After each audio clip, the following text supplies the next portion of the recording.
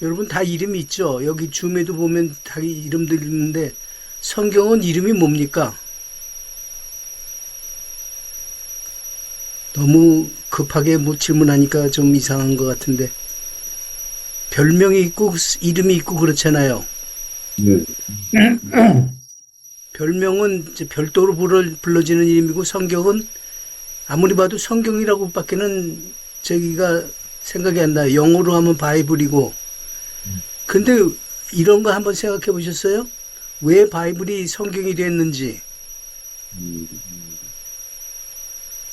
아, 성경 그러면 그냥 거룩한 책, 뭐 성서 이렇게 기억이 날 생각이 들지만 바이블은 왜 바이블이 됐는지 혹시 아는가요? 그런 점들이 우리는 생각 없이 이렇게 받아들였기 때문에 특별한 질문이나 그런 거 없을 것으로 여겨져요. 마찬가지로 성경은 역사 속에서 있기 때문에 역사라는 것은 지리와 사람들과 권력과 이런 것들이 같이 돌아가는 속에서 일어나는데 지정학이라는 것이 지리와 정치, 사람들 관계와 국제 관계 이런 것들로 엮어지는데 그런 속에서 성경이 어떻게 형성이 되었는가라는 새로운 관점으로 성경을 이해해 보는 것이 필요할 것 같아서 제목을 잡아봤습니다. 다음 슬라이드요. 예, 성경은 그 전까지 하나 뒤로. 예, 성경은 하나님의 거룩한 말씀이라고 우리가 알고 있잖아요. 그런데 이 말씀들이 단수가 아니고 복수예요. 말씀들의 책들. 그 책은 옛날에 뭐 양피지에도 쓰고 뭐 그런데 최초로 종이로 된 것이 파피루스잖아요. 파피루스에 뭔가를 기록을 해서 넘기고 그전에는 점토판에다 이렇게 하고 그렇게 했는데 그 파피루스들이 이집트에서 나와가지고 중동에 전체 이렇게 보급되는데 그 보급시키는 그곳 항구 이름이 비블리아. 예, 다음이요.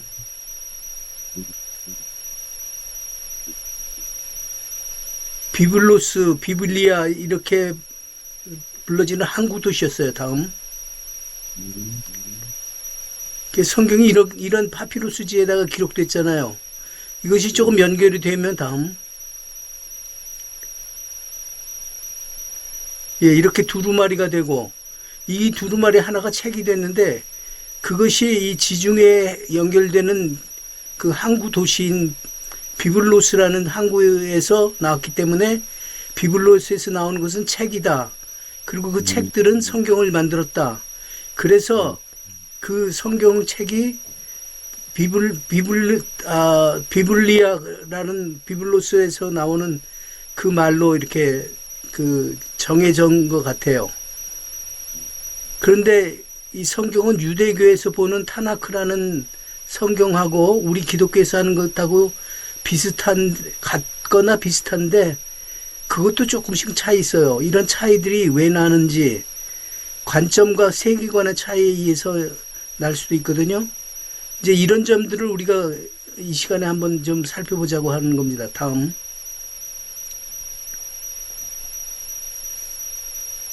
예. 다음. 그러면 성경의 바탕이 어떻게 됐는가? 어디서부터 근거가 됐는가라는 것을 보면 성경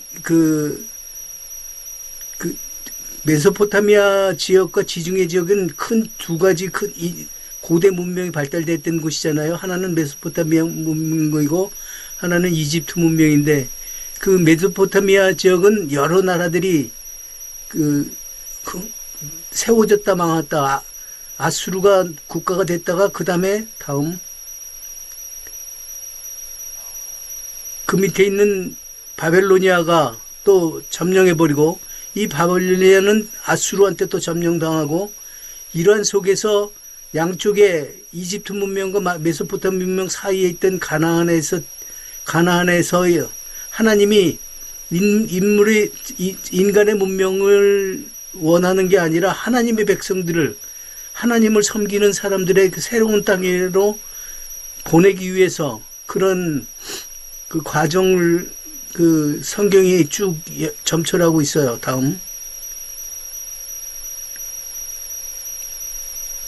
이게 이제 우리가 같이 공부해 볼 내용인데, 이게 너무 글씨가 작아서, 예, 감사합니다. 아래로. 이게 성경의 역사가 이렇게 돼서 자세하게 다루기는 너무 시간이 짧은 시간이라 이렇게 못하고, 다음.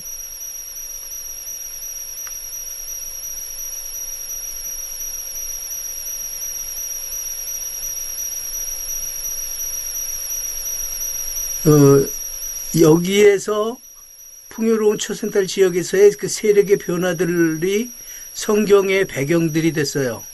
다음. 처음에 갈대아 우르라는데, 갈대아, 뭐 바빌로니아, 뭐 밤빌리아, 뭐 이런 끝에 아자가 붙는 지역 이름들이 나오는데, 왜 그런 아자가 붙는지 아십니까? 아시아, 뭐 갈라디아, 부르기아, 이런 것이 누구누구들이 사는 땅, 요즘에 무슨 네임드 스탄 같은 그런 뜻을 가지고 있어요. 끝에 아자가 붙으면 무슨 사람들이 살았던 지역이다 이렇게 이해하면 고고학적으로 뭐 그렇게 많이 틀리진 않을 거예요. 그래서 갈대아에서 불러낸 아브라함이 하란을 거쳐서, 하란은 그 바벨론 문명의 끝자락인데 거기서 아버지가 죽기까지 거기서 지내다가 아버지가 장사한 다음에 내려와서 가나안에 들어왔죠. 여기 살아서 그냥 살았으면 좋은데 또 흉년이 들어서 또 저기 아들 하나를 형제들이 애굽으로 팔아서 그 애굽으로 가게 됐죠. 다음. 이때부터 이제 그 창세기의 족장들이 나와서 아브라함, 이삭, 야곱, 요셉까지 족장 시대를 거쳐갑니다. 그러다 여기서 요셉이 총리를 했는데 요셉을 알지 못하는 그런 왕이 나타나서 그들이 총리의 후손들이 노예 생활을 하다가 출애굽을 하는데 그 출애굽을 하는 과정에서 민수기로 얼마나가 나갔는지, 또 누가 나갔는지, 또 광야에서는 어떻게 살았는가 하는 이런 것들을 거기서 이제 모세오경이 기록이 됐죠. 그래서 40년 만에 가나안에 도착해서 그 출애굽기의 개요를 보면 대략적으로, 개요는 그냥 뭐 대략적으로 훑어보는 건데 이러한 일들이 일어났어요. 아마 이 자료들은 제가 시간이 짧기 때문에 여러분들에게 자세하게 설명을 못하고 PPT 자료를 여러분들에게 받아보실 수 있으니까 그걸 자세히 보시기 바랍니다. 예, 다음.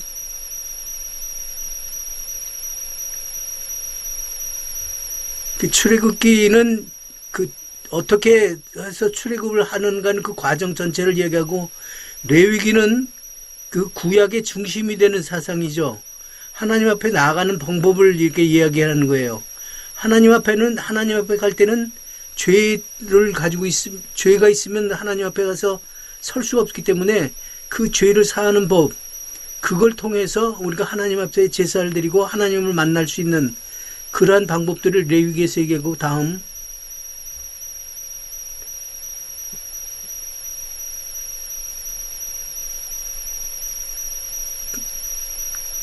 예, 민수기는 누가 얼마나 많은 사람들이 나갔는가를 세어보는 이야기인데, 그것은 민수기는 백성들을 인구조사했다고 해서 민수잖아요. 그런데 히브리 성경에서는 민수기라기보다도 광야에서의 어떤 삶을 살았는가를 보여준다고 해서 광야에서라는 제목으로 유대인들은 민수기를 그렇게 부르고 있어요. 그런 것처럼 광야에서 40년 동안 어떻게 살았는가. 이거는 순종과 불순종의 문제이기 때문에 순종하면 이렇게 살고 이렇게 되고 불순종하면 이렇게 된다라는 것들을 이제 몸으로 체험하게 되는 거죠. 다음.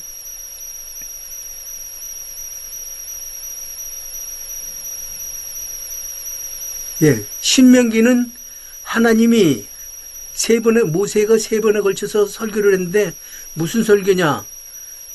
과거에 너희들이 광야에 살았을 때 노예 생활했을 때 어떻게 했느냐? 현재 지금 광야에서 살면서 너희들이 삶이 어땠느냐? 고로 앞으로 미래에 너희가 가나안 땅에 들어가면 이런 일이 있을 텐데 그때는 어떻게 살아야 되느냐는 이 3번의 설교가 신명기에 나타나서 하나님과 약속한 것들을 하나님이 보이신 그 내용입니다. 그리고 다음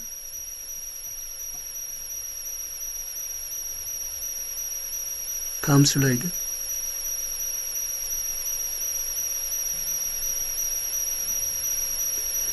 예, 이제 가나안에 들어가서 살다 보니까 여호수아기가 좀 건너뛰는 뒤로 갔어요.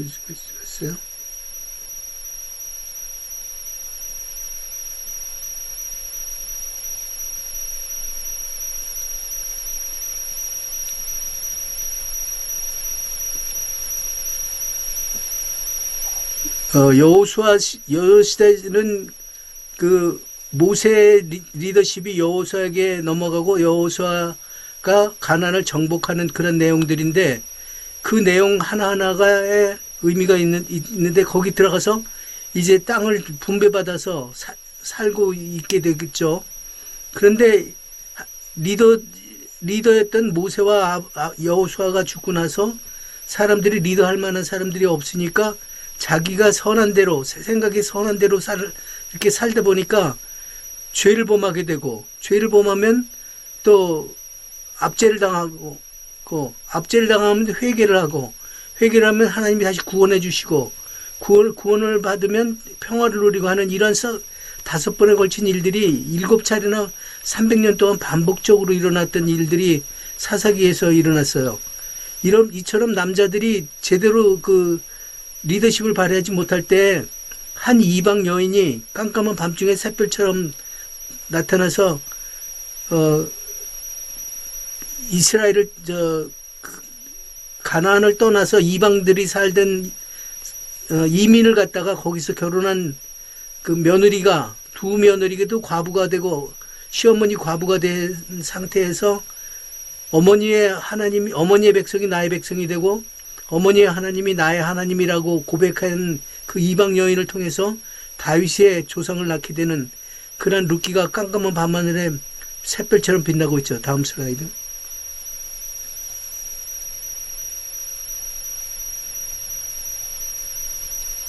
이 사사기의 그 7번에 걸친 5가지의 반복되는 이런 거의 300년 동안을 이런 암흑 속에서 살다가 다음 슬라이드.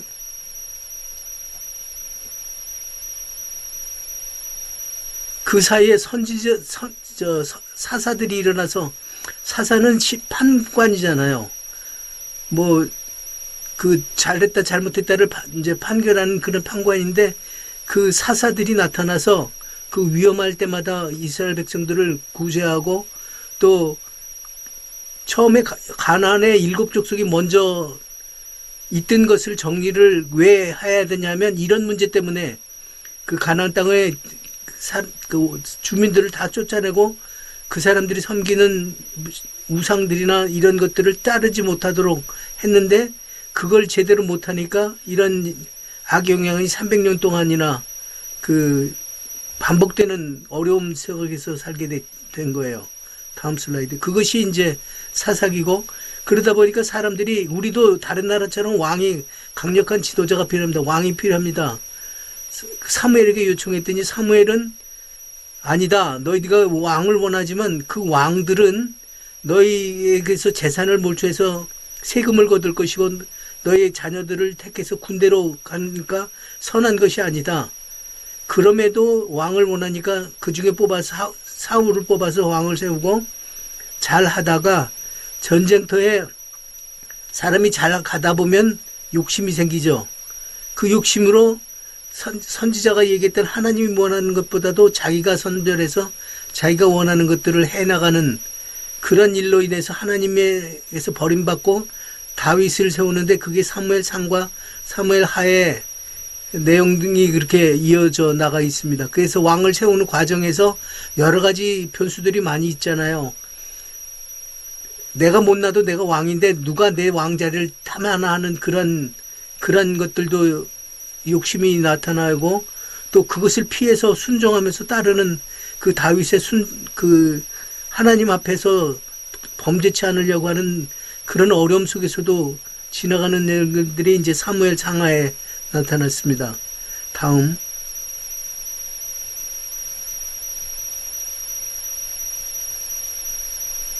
그 왕이 센 다음부터는 이제 시위 문서들이 나타나고 다윗 왕, 솔로몬 왕까지만 한 왕이 다스리다가 12지파가 이제 솔로몬의 아들이 너무 그 부잣집이 망해도 3대는 간다고 했는데 3대째 이 3대 이후에 나라가 둘로 나눠지잖아요.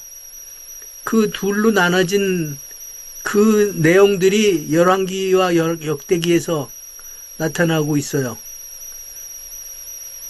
그런 내용들이 시문서의 5가지 시편, 전도, 아가, 그다음에 뭐죠?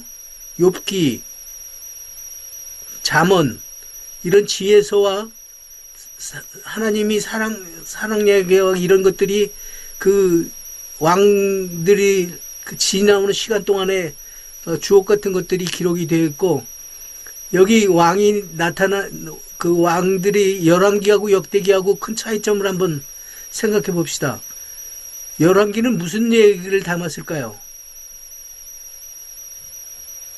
글자 그대로 왕들에 대한 이야기를 했죠.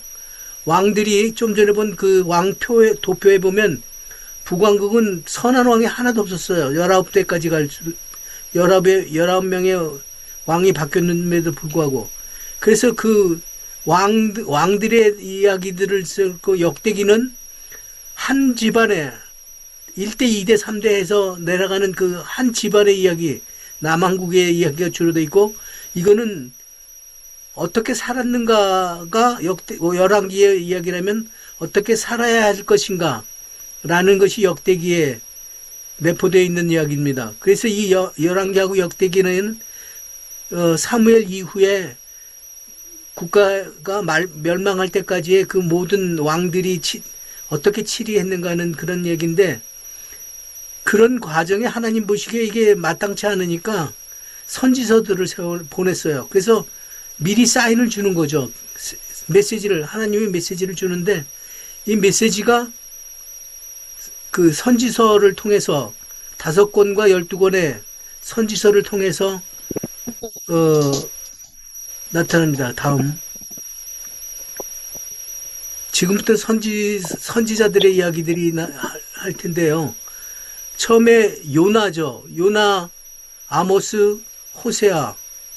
이 세 선지자가 북왕국의 선지자인데 요나는 뭘 의미합니까? 누구에게 얘기한 겁니까? 니느웨 성에 이야기한 거죠. 니느웨 성은 앞으로 북왕국을 포로로 갈 아수르의 그 수도 아니겠어요? 그것이 망할 거라고 망한다고 얘기를 했는데 요나가 겁이 나고 적국에 가서 그런 이야기를 하기가 두려우니까 피했다가 고래 뱃속까지 물고기 뱃속까지 나와서 다시 가서 이야기를 하는데 망하지는 않는 거예요. 근데 얼마나 자기는 죽는 것길을 그 결심을 하고 가서 전했는데도 불구하고 나라가 안 망했어. 안 망하니까 너무 화가 나는 거야. 그 하나님이 너 뭐 때문에 화를 내느냐? 왜 화가 났느냐? 이러한 얘기. 너는 덩굴에서 햇빛을 피했다가 그게 햇빛을 맞는 것이 싫어서 화가 났냐?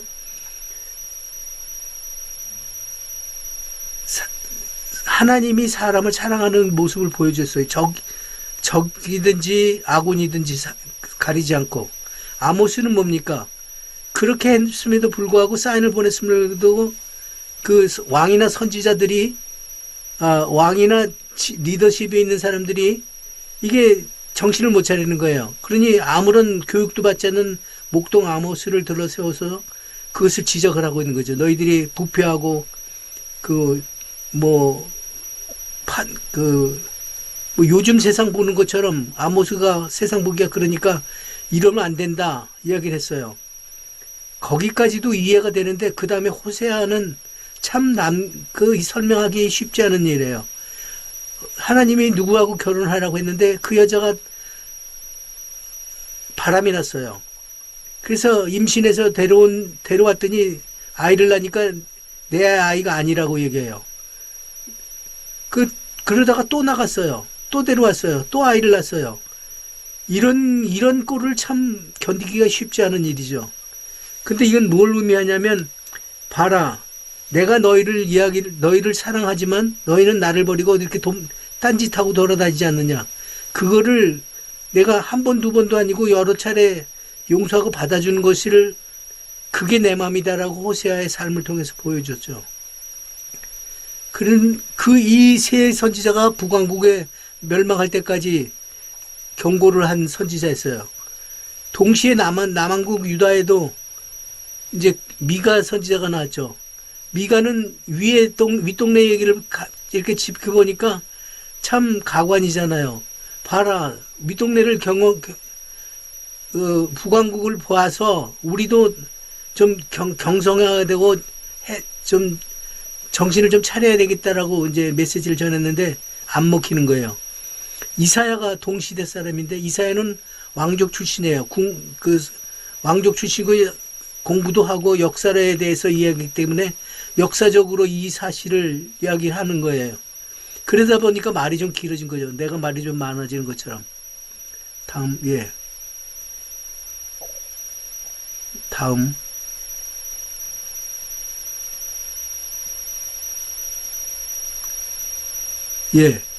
요엘은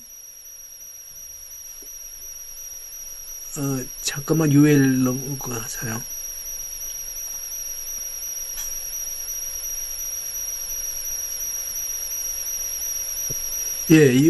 요엘은 누구에게 된 거냐면 전반적으로 메뚜기의 비유를 들어서 너희가 한두 차례 이렇게 일을 당할 것이 아니다.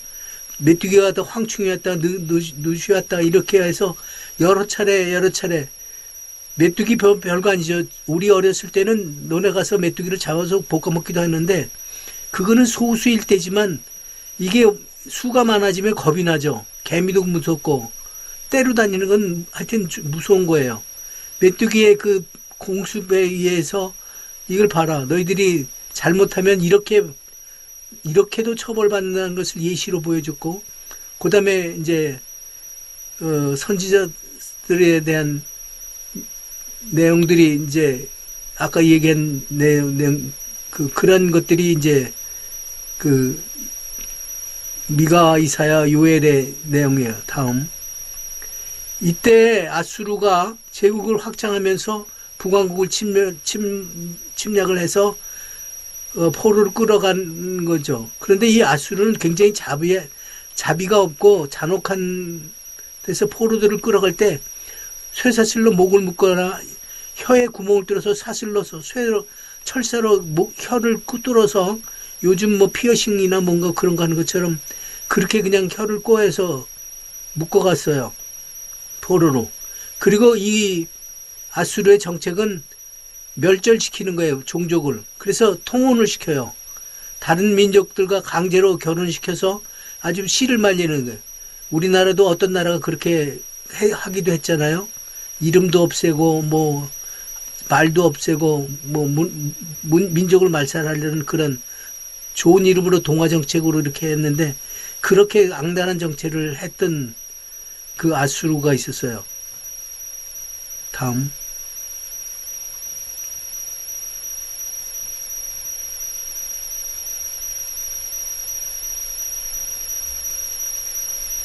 그런데 이 악랄한 아수르가 강대국인데 이 강대국 너도 멸망할 것이라는 것을 예언한 것이 나훔 선지자예요. 나훔서를 읽어보면 어떻게 급하게 그 아수르가 그렇게 강력했던 아수르가 그 한순간에 무너지는 것에 대한 예언을 했는데 이 니누의 성이 그 강 옆에 있는 도시인데 바빌론이 수공을 통해서 댐을 막았다가 댐을 틀으니까 갑자기 그냥 성이 무너지는 그 갑작스러운 것들을 예언을 해주면서 봐라 너희들이 그렇게 강하게 성문을 닫고 있어도 너희 멸망은 한순간이다. 아무리 강한 나라도 너희들이 악한 일을 하면 이렇게 멸망을 당한다라는 나훔 선지자가 이 북왕국에 대해서는 하지 않고 아수르에 대한 요나하고 나훔이 그 아수르에 대한 예언을 했던 거죠. 다음.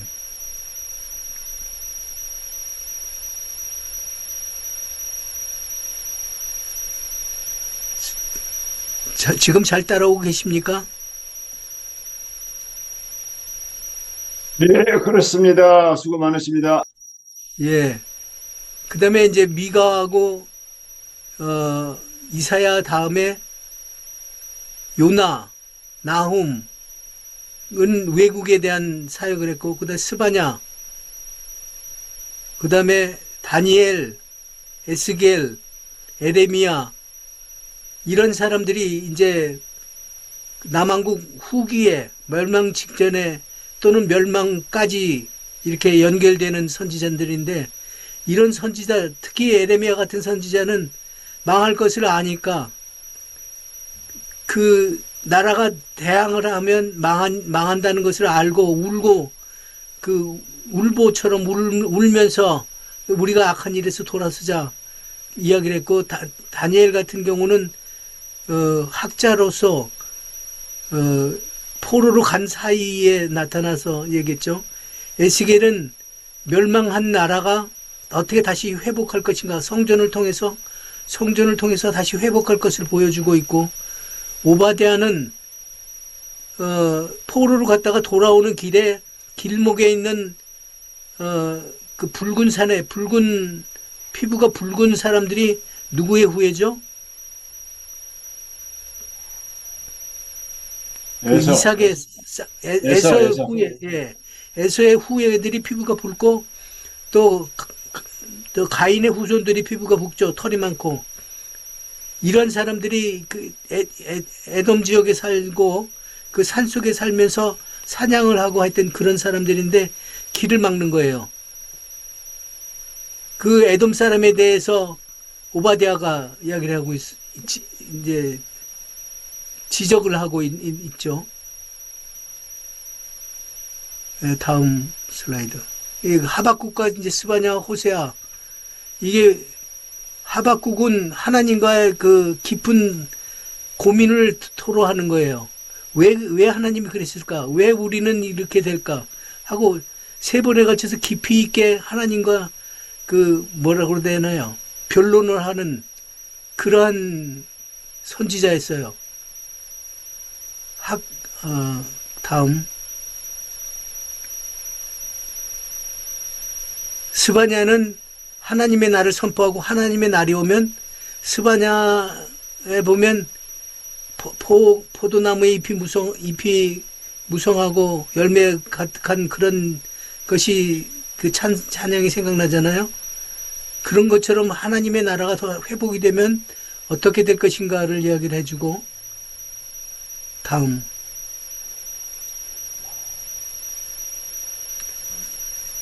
예. 호세아는 아까 이야기했죠. 다음.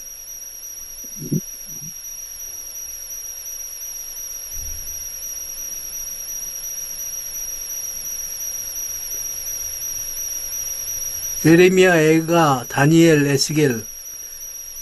사실은 이게 1년 동안 한 학기, 1년 동안 할 강의를 이렇게 그 농축해서 하다 보니까 내가 말도 빠르고 그냥 이 자료들은 여러분들이 나중에 읽어보시기 도움이 되기 위해서 좀 자세하게 써놨는데 너무 글씨가 작군요. 다음. 그 시는 충분히 잘 보입니다. 아, 그렇습니까? 예. 예, 작지 않습니다. 아주 적절합니다. 예. 아, 아직도 건강하군요. 예. 이 다음, 예, 오바댜. 오바댜, 아까 얘기했죠. 근데 역대기하고 역대상도 아까 언급을 좀 했고, 그 다음요. 역대기하고 열왕기하고 많이 혼돈이 되죠. 이 사이에 그 악나라던 아수르가 바벨론한테 무너지고, 그 다음에 그 바빌론도 다니엘 이후에 페르시아로 넘어갑니다. 그 제국이 넘어가면서 선지자들도 따르치 나오죠. 이 페르시아는, 바벨론은 그래도 아수르보다는 완화 정책을 쳐서 어느 정도 누굽니까? 베르디가 히브리 포로들이 강변에서 한탄하는 그런 오페라까지 나올 만큼 그래도 억압받는 생활은 안 했어요.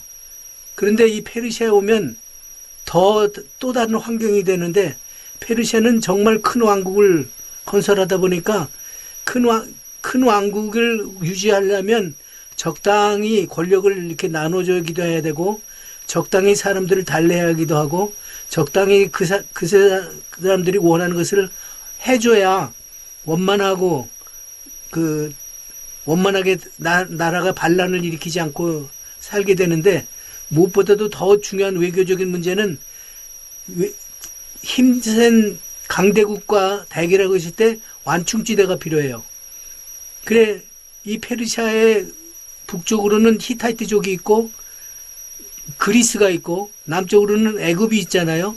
애굽하고 중간에 그 가나안 지방에 히브리 사람들이 살았는데, 그 사람들을 돌려보내서 거기서 완충지대하고 총독을 세워서 다스리게 하고, 종교를 그냥 자기 믿는 하나님을 허락을 해서, 그래야 내란을 일으키지 않고 자기에게 적이 되지 않고 우호 세력이 되면서 외세 침략의 완충 역할을 감당하게 할 수 있는 그러한 조건으로 이제 고레스 왕은 결정을 해서 3명의 요 전 슬라이드요. 스룹바벨과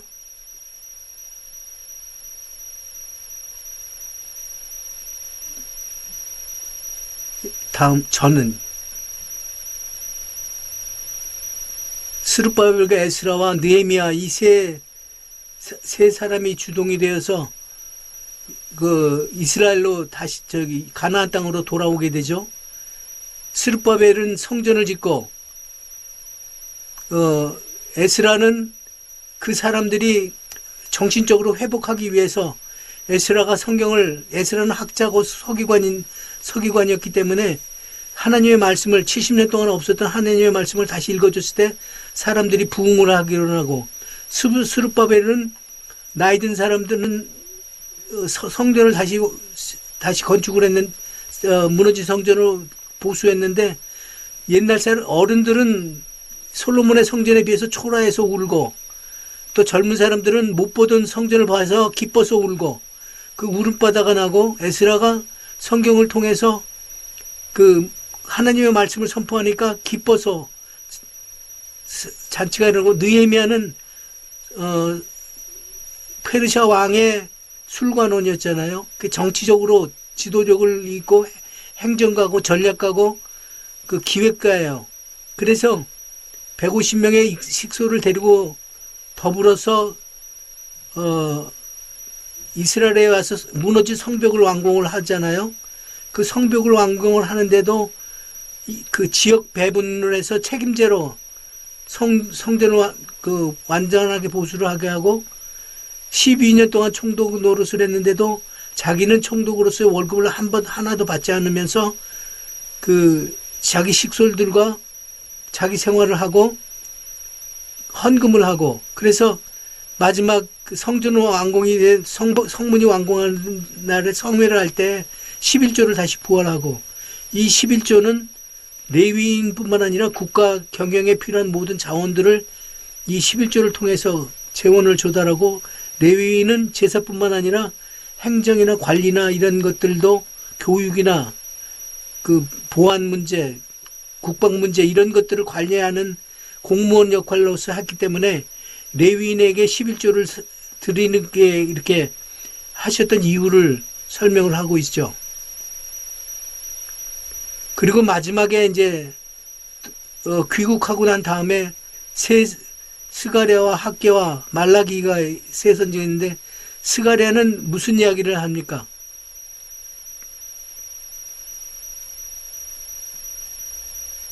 학개는 중국어에 호가이라는 말이 있어요.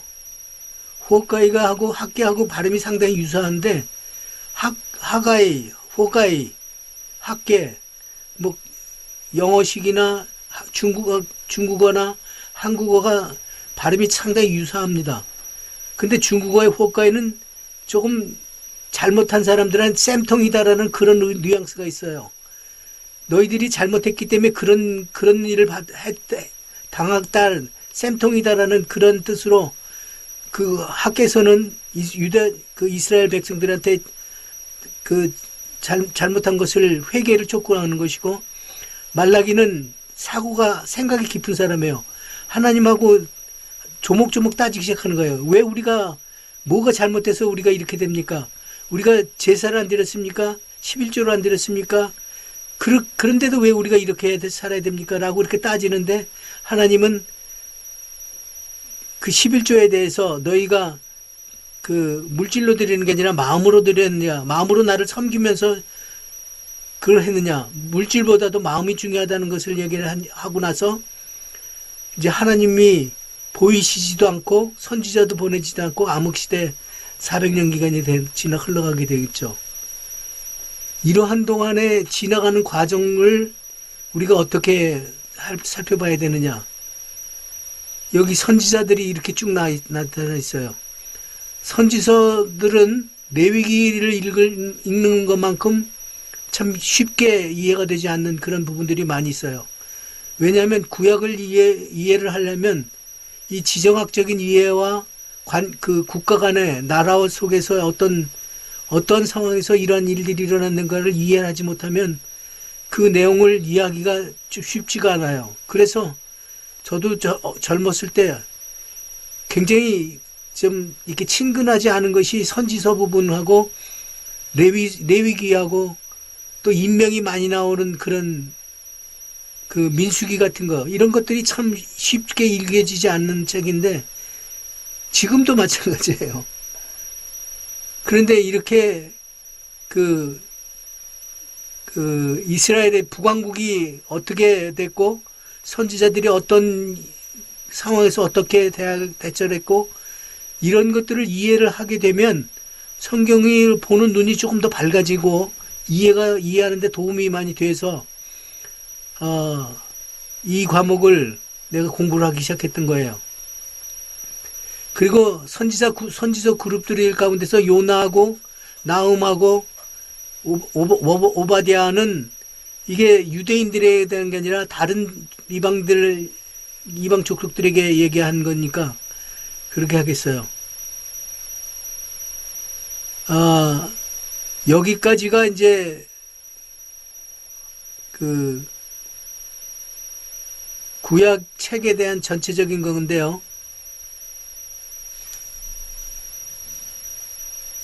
다음 슬라이드요.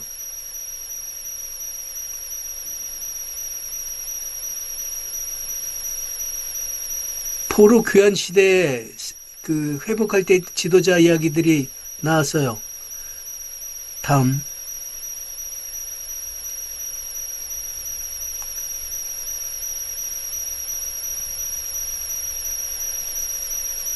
이 강의가 크게 세 가지인데 성경에서 우리 손까지 전해지게 되는 그 과정하고 구약의 역사, 지금 얘기한 열강의 그늘 아래서 있었던 그런 그 상호 간의 권력 구조와 또 세력에 따른 것이고, 그 다음에 포로로 갔다가 돌아오는 그런 일들까지가 구약의 대부분의 이야기예요.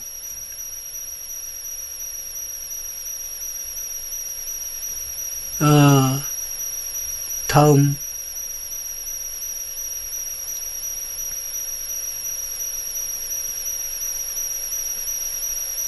그러니까 바벨론 제국 시대와 아수르와 페르시아 시대를 우리가 좀 이해를 하면 왜 그렇게 됐는가? 이거는 참 요약한 거라고 볼 수가 있어요. 제가 지금까지 한 내용들이 다 요 한 페이지에 다 담았어요. 첫 번째는 이스라엘이 아브라함이 처음에 살았던 데가 어딥니까?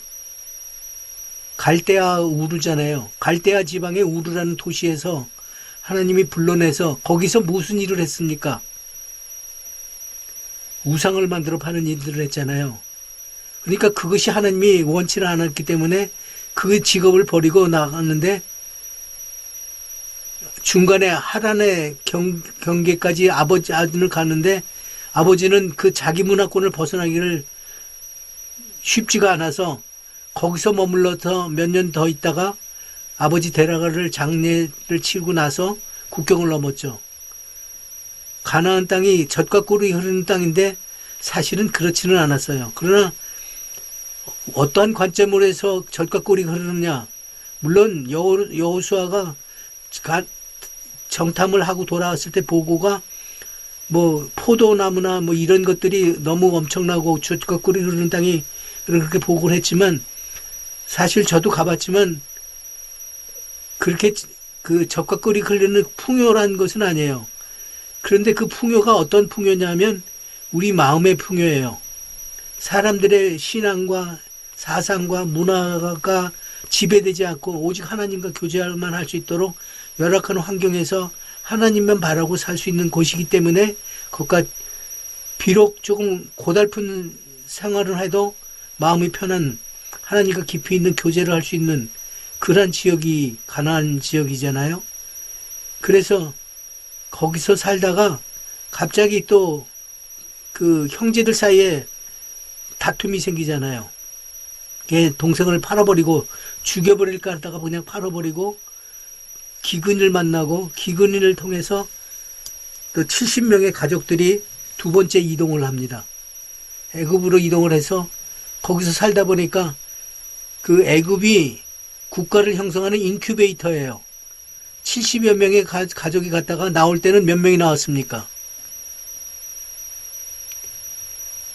장정만 군인만 60명인데 거기에 식솔들까지 하면은 1대 5로 계산을 하면 어느 정도 납니까? 한 250만에서 300만 정도가 되지 않겠어요? 거기에 가축과 재산과 거기서 나왔던 재산과 이런 것들이 모두 국가를 형성할 수 있는 인원과 재원과 그런 힘을 가지고 인큐베이팅한 그 이스라엘 백성들이 가나안에서는 그렇게 아마 더 시간이 오래 걸리고 힘들었을지만 애굽에 가서 좋은 환경에서 그렇게 하고 하나님은 이제 그 나오게 만들었어요.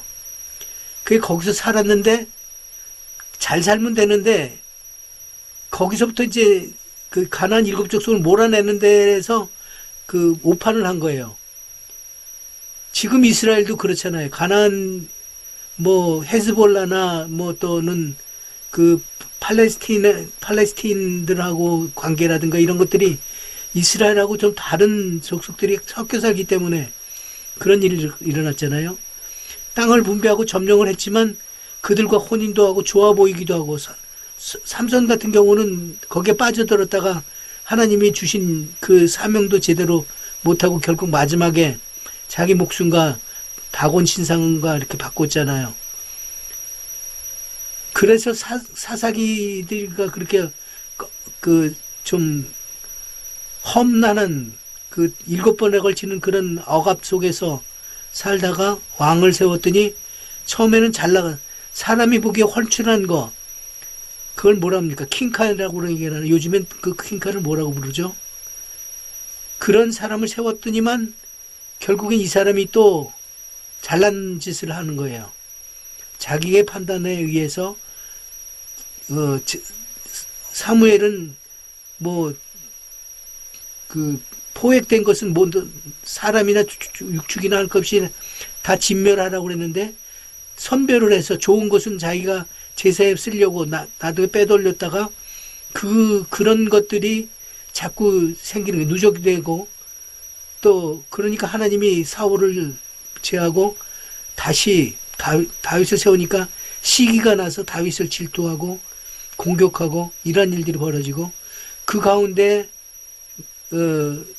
제사장의 후예들, 또 다윗 왕의 아들들하고 또 그 아비가일 같은 그런 토후족들하고도 관계를 잘 만들어서 세력을 확장을 해서, 그렇지만 적대적으로 사울을 대체하지 않고 때를 기다리고 인내와 인고의 시간을 거쳐서 때가 되니까 하나님이 사울이 항복을 받고 또 죽은 다음에 왕이 되고, 왕이 돼서 했던 일이 뭡니까?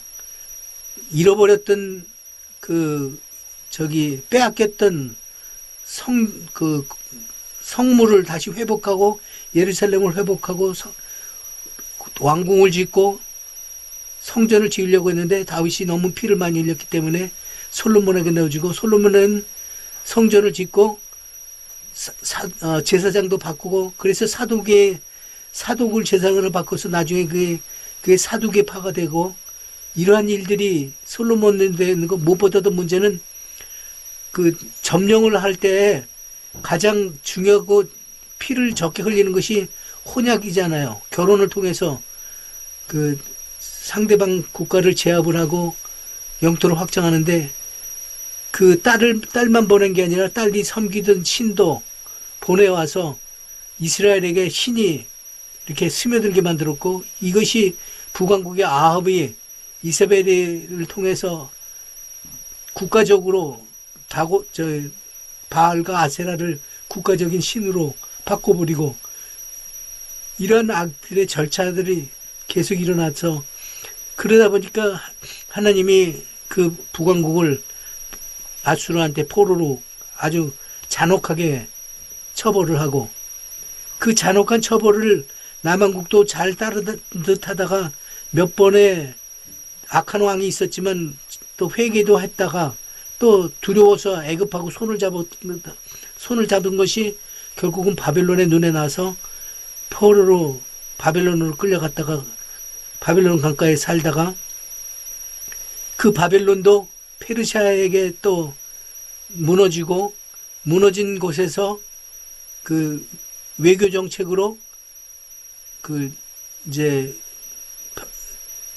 바벨론까지는 중앙 집권제지만 이 페르시아는 연맹제로 해서 지역 토우에게 맡겨서 다스리도록 하는 그런 외교수를 내치외치를 하는 사이에 느헤미야, 에스라, 스룹바벨이 3번에 걸쳐서 백성들을 내쫓는데, 스룹바벨의 이름의 뜻이 뭔지 혹시 아시는 분 있어요? 스룹바벨.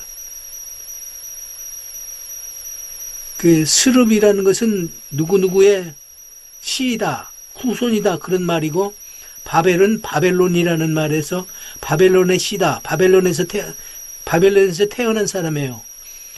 그래서 가나안에서 태어난 게 아니라 2세죠. 요즘 표현으로 2세들 가운데서 나오고, 느헤미야는 총독으로 아수르의 관원이면서 총독으로 행정대행 관리 체제를 하는, 마치 중국이 변방에 조선족, 회족, 장족 이런 것, 몽고족 이렇게 그 다른 나라하고 국경지대에 이렇게 그 지역을 허락해서 다스리고 했던 그런 것도 다 여기서 페르시아 정책에서 나온 그런 것들의 원형이죠. 그러다가 이 페르시아가 그 헬라한테서 무너졌지만 그 헬라 문화와 언어로 통일을 했고, 그 여러 가지 족속들과 정책들과 그런 것들을 헬라어라는 것으로 통일을 만들어서 그 언어를 문화권을 하나로 만들어 놓고, 그 다음에 로마가 강세를 해서 모든 길은 로마로 해서 그 전략적으로 이동과 이런 것들이 편하게 만들어서 바울이 그 로마의 길을 따라서 전도 여행을 하게 만들었죠.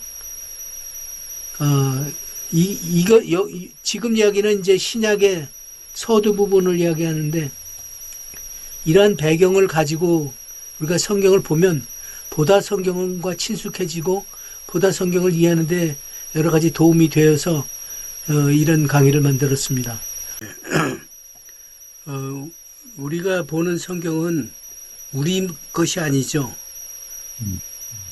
우리 것이 아니고 유대인들의 이제 대상으로 만들어졌던 것이 이제 우리까지 전해져 온 것이죠. 우리가 그래서 그 유대인의 신앙과 유대인의 그 신념을 받아들이는 것이잖아요. 근데 그 안에 핵심은 살아계신 하나님이 있기 때문에 그 하나님 때문에 우리가 유대인들이 섬겼던 그 하나님을 우리의 하나님으로, 마치 룻이 어머니의 하나님이 나의 하나님으로, 어머니의 백성이 나의 백성들이, 이스라엘 백성들이 우리 백성처럼 그렇게 살고 왔는데, 좀 세부적으로 보면 좀 다른 것이 있어요.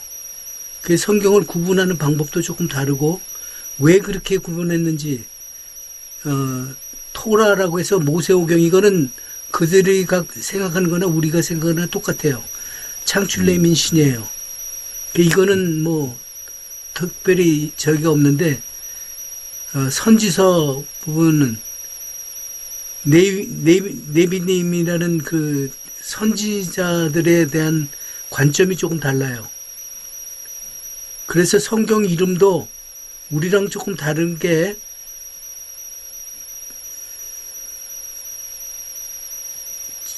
조금 옆으로 선지서 부분으로 좀 넘어가 주세요.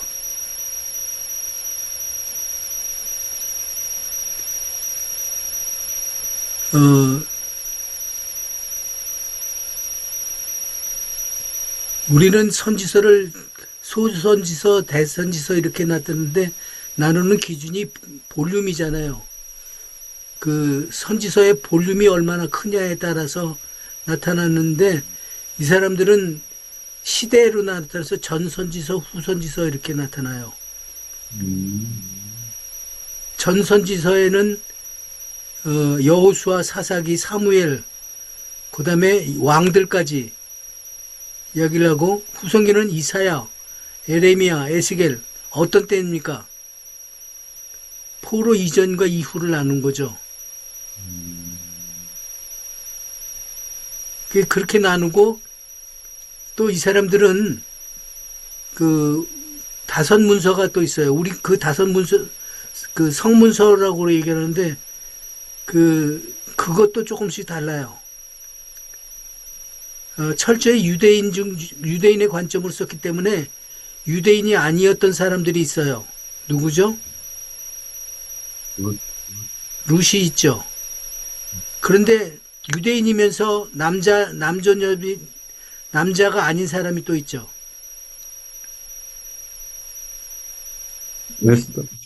에스더죠. 예, 에스더는 그 페르시아의 왕후가 되기 때문에 여권을, 페르시아 여권을 갖고 있지 이스라엘 여권을 갖고 있지 않잖아요. 그러다 보니까 이스라엘을 위기에서 구해낸 사람이지만은 여자고, 또 외국인하고 결혼을 했기 때문에 좀 받아들이기가 좀 찝찝하지 않아요. 그래서 그걸 또 분류를 또 따로 뒀어요. 룻기하고.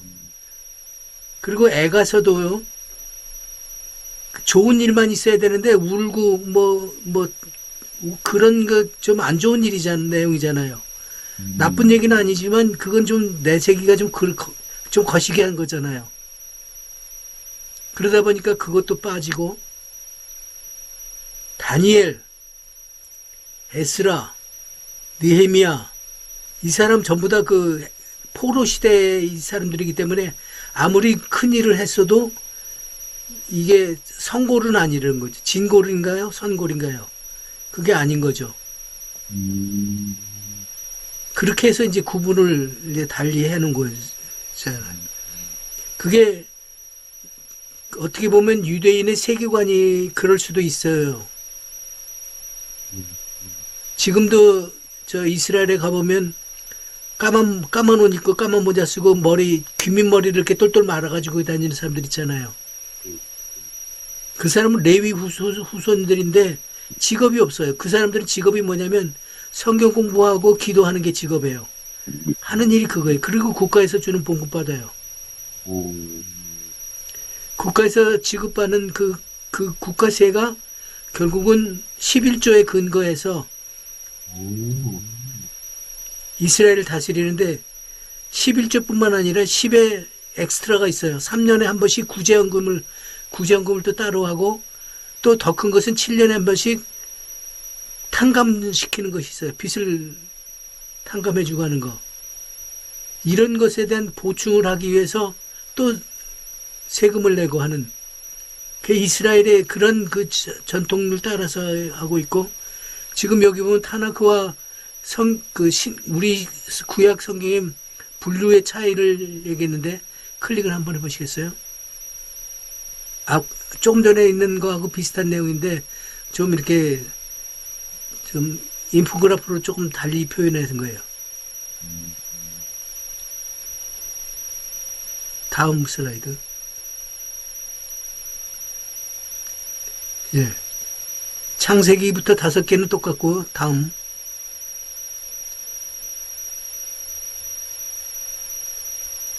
클릭 한 번 더 해주세요. 역사서가 여기가 조금 달라요. 우리는 역사를 크로놀로지로 얘기하나 연대별로 이렇게 했는데 이 사람들은 연대별로가 아니라 사건별로 이렇게 나눴어요. 그래서 이런 것들을 비교해 보면 이스라엘 사람들이 여전히 정신세계는 그렇게 갖고 있구나. 우리가 성경을 보는 시각하고 좀 다르게 있구나. 가장 중요한 것은 아직도 예수 그리스도를 인정하지 않는 거예요. 그러니까 신약이 없죠.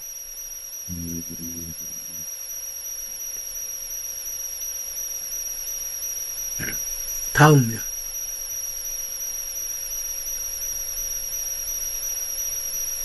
다음.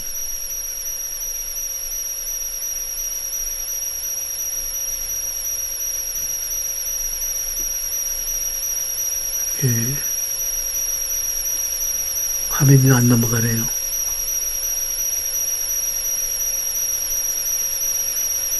예.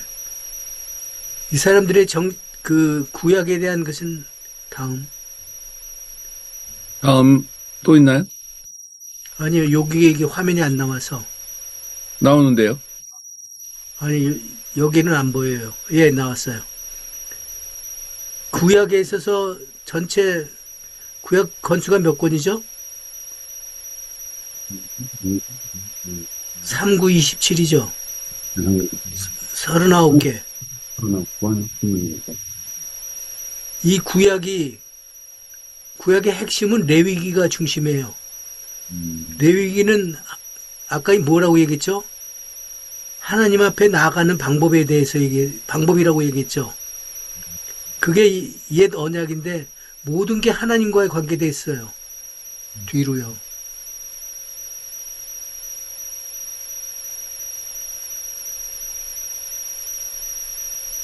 화면이 아직 안 보이는데요. 아까 그 화면으로 다시요.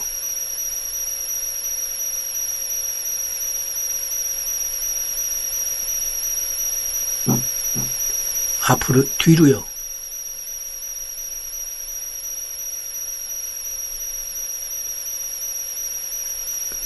뒤로.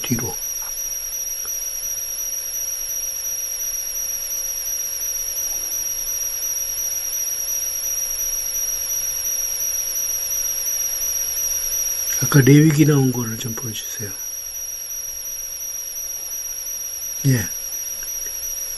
레위기가 핵심으로서 창세기는 역사의 주인이라는 것을 창세기에서 말해주고 있고 출애굽기는 언약의 목적에 대해서 이야기를 하고 있고 그 다음에 이제 신명기는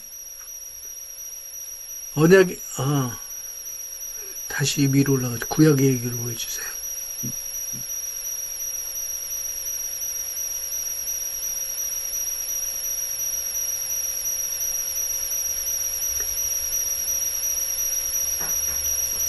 여기, 여기네, 여기.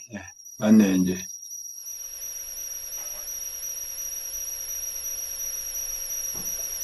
구약의 창세기 모세오경 나와 있는 거 그걸 좀 보여주세요.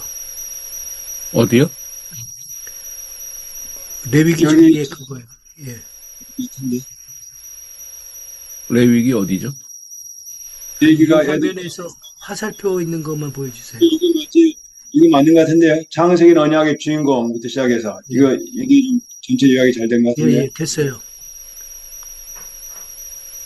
그래서 이제 이렇게 민수기는 언약을 훈련하기 위해서 광야에서 생활하게 만든 거죠. 그리고 출애굽기는 언약의 목적을 이루기 위해서 그 가나안에서 애굽에서 인원과 재산을 불리고 국가를 형성하는 그런 과정으로 나가는 그런 목적이 있어요. 그리고 구약에 나와 있는 예언서하고 역사서는 언약을 어떻게 너희들이 잘 못 지키면 이런 일을 당한다. 역사서가 전부 다 대외 관계에서 패하고 싸움하고 노예 생활하고 하는 이런 힘든 생활이잖아요.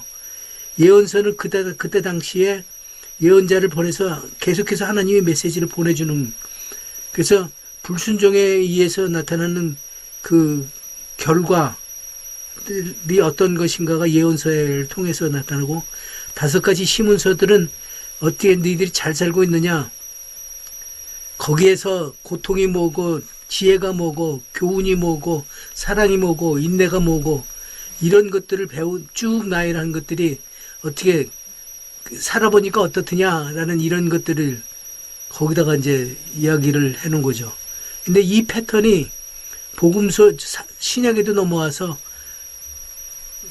그 사도행전은 사복음서가 구약의 오경이 옛 언약이라면 사복음서가 새 언약, 예수 그리스도를 중심으로 예수 그리스도를 보는 관점의 차이로 똑같은 예수의 이야기를 관점과 각 그 시야의 차이로 나타나는 그런 또 다른 기록들을 공간복음이라고 그렇게 얘기하잖아요.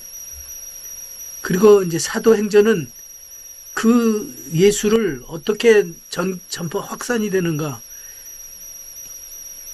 내 언약에 대해서 어떻게 전파가 되고 증거가 되느냐 하는 것이 사도행전에 나오면서 그 사도행전 속에서 각각의 도시에게, 사람들에게, 또는 그 의미 있는 일들이 거기 사도행전에 통해서 보여주고 있고, 그리고 이제 베드로나 요한이나 이런 사람들이 서신서를 그 지역에 있는 사람들에게, 또는 지역에 있는 교회들에게, 또는 전체에게 서신을 써서 가르치기도 하고 권유하기도 하고 교훈도 주고 그렇게 했잖아요. 그리고 마지막에 요한계시록 반보섬에서 그 마지막 날에 대한 그 결론을 지어서 얘기를 해주는 거. 이래서 구약과 신약이 서로 같은 패턴을, 같은 맥락에 의해서 이어져 가고 있어요. 그 다음 슬라이드 하나.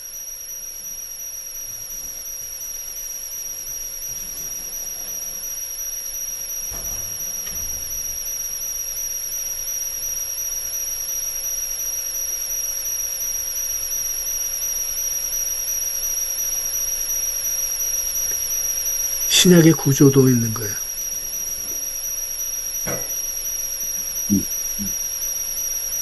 여기가 마지막인데요. 그 다음에 하나 있는 그 신약 잠깐 보겠어.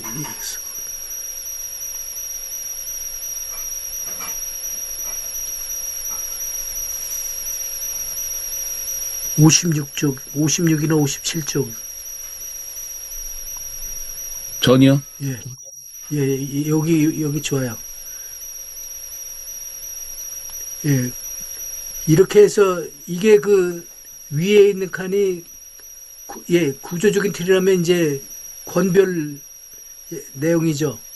이게 다음에 기회가 있으면 이 신약을 다룰 때 이 신약에 대한 그런 구조가 이렇게 됐다는 것을 설명해 주고 있습니다. 그리고 그리고 그러면서 성경이 어떻게 그게 성경으로 공인이 됐는가, 어떻게 어떤 나라 말로 이걸 기록됐는가, 누구에 의해서 이것이 번역이 되었고 우리 한글까지 이렇게 오게 됐는가는 그런 이야기를 좀 다음 기회에 신약하면서 그것까지도 기회가 되면 할 예정입니다.